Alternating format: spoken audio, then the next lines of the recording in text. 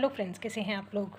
Irritable bowel syndrome का नाम तो आपने सुना होगा, लेकिन ये प्रॉब्लम क्या होती है आज मैं इसी के बारे में आपको बताने जा रही हूँ कि आईबीएस जो होता है वो एक हमारे डाइजेस्टिव सिस्टम की क्रॉनिक या दीर्घकालीन समस्या हो सकती है, जिसमें रोगी को कभी कभी डायरिया भी होता है, कॉन्स्टिपेशन, कभी कभी पेट दर्द और गैस की शिकायत रहती है।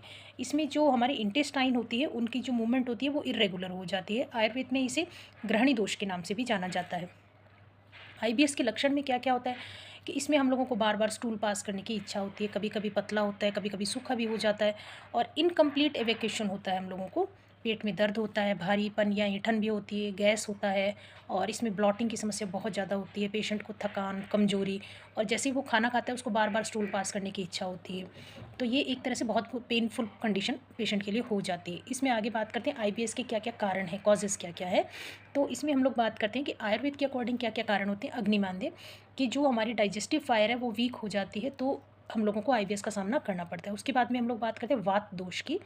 तो जो वात दोष है वो हमारी अत्यधिक तनाव, चिंता या अनियमित जीवन शैली, मतलब हमारे लाइफस्टाइल का डिसऑर्डर आ जाता है, तो इस वजह से भी हम लोगों को आईबीएस की परेशानी सामने आती है। उसके बाद में अविपक्व यानी कि अधपका हुआ, दूषित या अनियमित आहार हम लोग ले लेते हैं तो भी आईबीएस का सामना करना पड़ता है। उसके बाद में अगर हमारा स्लीप साइकिल डिस्टर्ब है तो हम लोगों को आईबीएस देखने को मिलता है। उसके अलावा हम लोग अगर डिप्रेशन में, चिंता में हैं तो भी हमें आईबीएस हो सकता है। अब आगे मैं बात करने जा रही हूँ आयुर्वेदिक ट्रीटमेंट के बारे में।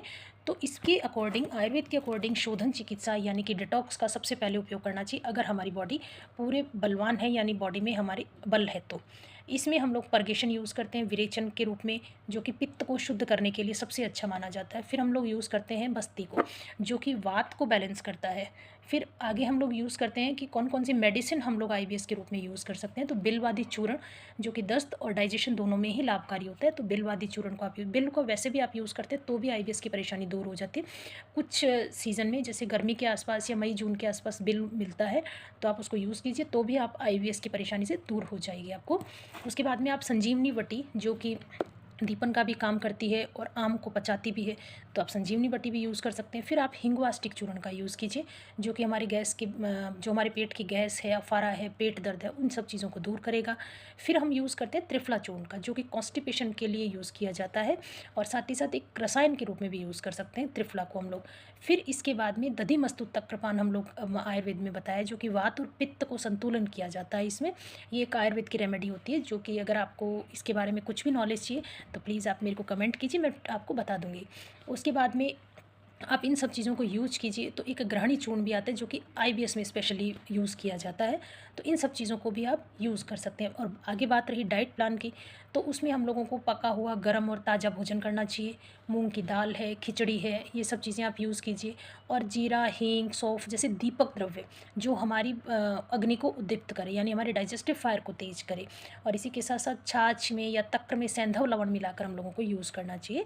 और इसी के साथ साथ अदरक है, बिल्व है या इसबगोल है, इन सब चीज़ों को आप यूज़ करते हैं तो आपके आईबीएस की परेशानी बहुत हद तक दूर हो जाएगी।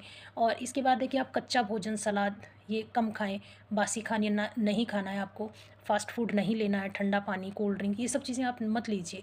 अधिक मिर्च, मसाले, तली चीज़ें, इनको आप बिल्कुल अवॉइड कर दीजिए और एक दूध और दूध से बनी हुई चीज़ों को आपको अवॉइड करना ही चाहिए। फिर हम लोग बात करते हैं लाइफ़स्टाइल की, कि हम लोगों को हमारी जो डाइट का टाइम है वो फ़िक्स रखना चाहिए, यानी कि खाने का समय बिल्कुल फ़िक्स होना चाहिए। अत्यधिक चिंता नहीं करनी चाहिए, तनाव भी नहीं करना चाहिए और योग करने चाहिए। स्पेशली पवन मुक्तासन है, अपान आसन है, योग मुद्रा है, तो इन सब चीज़ों को आप फॉलो करेंगे तो आपके आईबीएस की परेशानी कुछ ही दिनों में दूर हो जाएगी।